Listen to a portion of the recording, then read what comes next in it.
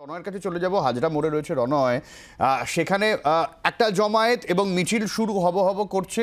রনয় রয়েছেন সেখানে, সরাসরি রনয়ের কাছ থেকে জেনে নেব কি ছবি ওখানকার এবং কি বক্তব্য তৃণমূল কর্মী সমর্থকদের। রনয়,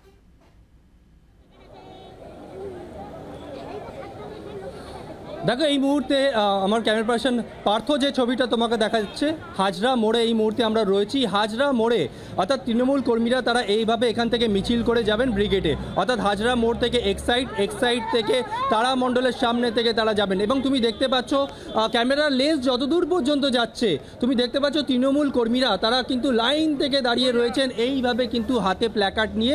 এবং আজকে যে বঞ্চনার অভিযোগ অর্থাৎ কেন্দ্রের বিরুদ্ধে যে অভিযোগ, সেই অভিযোগের কথাই কিন্তু তুলে ধরা হবে তৃণমূলের তরফে, অর্থাৎ জনগর্জন সভা। এখানে যে সমস্ত মহিলারা রয়েছেন তাদের সঙ্গে একবার কথা বলবো। এখানে যারা রয়েছেন তোমাকে ছবিটা দেখাবো। ক্যামেরাপার্সন পার্থ আছে এখানে। কোথায় যাচ্ছেন আপনারা? আমরা ধর্মতলা যাচ্ছি মিছিলে, দিদির মিছিলে যাচ্ছেন। দিদির মিছিলে যাচ্ছেন, কি বলবেন? মূলত দিদি ছাড়া আমরা কিছু চিনি না, আমরা দিদিকেই চিনি। মমতা দিদি অর্থাৎ এখানে দিদি সব, অর্থাৎ তারা মুখ্যমন্ত্রী মমতা বন্দ্যোপাধ্যায়ের ওপর নির্ভরশীল।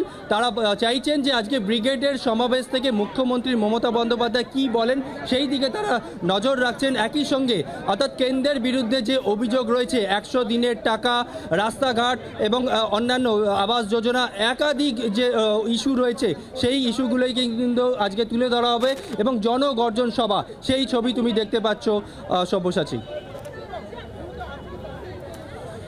যে ছবি আপনারা দেখছেন, তৃণমূল কংগ্রেস কর্মী সমর্থকদের জমায়েত, এই মিছিল শুরু হবে এবং এই মিছিল হাজরা মোড় থেকে চলে যাবে ব্রিগেড জনগর্জন সভার মঞ্চের আশেপাশে। অর্ণবাংশু রয়েছেন আমাদের সঙ্গে ধর্মতলা থেকে, একটু অর্ণবাংশুর কাছে সরাসরি চলে যাব। সেখানকার কি ছবি অর্ণবাংশু আমাদের জানাবে। অর্ণবাংশু,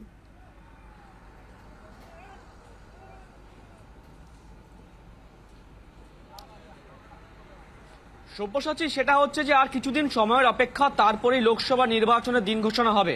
একদম তার প্রাক্কালে এই জনগর্জন সভা। অবশ্যই বলা যায় যে আজকে কিন্তু এই ব্রিগেড ময়দান থেকে রণকৌশল তৈরি হবে তৃণমূলের।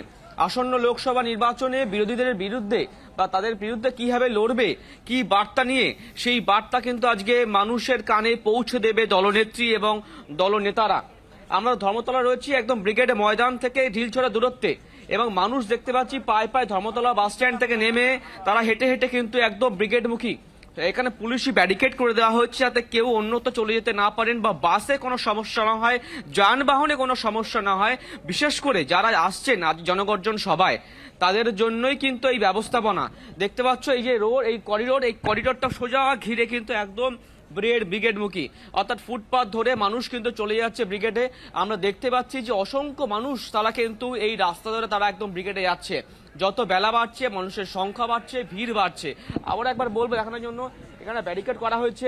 যেই সময়টা ট্রাফিকে গাড়ি যাতায়াত করবে সেই সময়টাকে মানুষকে আটকানো হচ্ছে, তারপর কিন্তু আবার ছেড়ে দেওয়া হচ্ছে। এইভাবে কিন্তু পুলিশি আয়োজন করা হয়েছে, ব্যবস্থা করা হয়েছে। আবার একবার দেখাতে বলবো, একদিকে প্ল্যাকার্ড নিয়ে কিন্তু মানুষ তারা কিন্তু দলে দলে ছোট ছোট মিছিল করে তারা কিন্তু আসছেন। এই যে দেখতে পাচ্ছি আমরা মানুষজন, তারা কিন্তু হাতে প্ল্যাকার্ড নিয়ে এদিকে ব্রিগেড চলো জনগর্জন ডাক 10ই মার্চ ছোট ভাবে তারা আসছেন। আপনারা কোথা থেকে আসছেন? আমরা কুসুমুন্ডি, দক্ষিণ দিনাজপুর, কুসুমুন্ডির পশ্চিমবঙ্গ তৃণমূল প্রাথমিক শিক্ষক সমিতি থেকে এসেছি। আমরা বেরিয়েছি কালকে সন্ধ্যা 7টায়। আজকে আসার মূল কারণটা কি?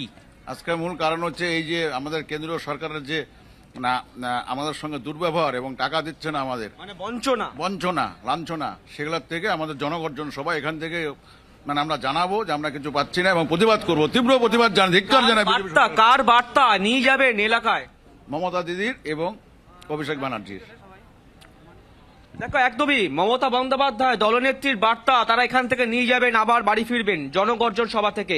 অর্থাৎ ছোট ছোট মিছিল করে মানুষ কিন্তু সেই ব্রিগেডমুখী হয়েছে, সেই ছবিটা কিন্তু আবারও দেখালাম। বেলা বাড়ছে, মানুষের সংখ্যা বাড়ছে, মিছিলের সংখ্যাও কিন্তু বাড়ছে। বাংলার আওয়াজ, বাঙালির আবেগ, জি 24 ঘন্টা।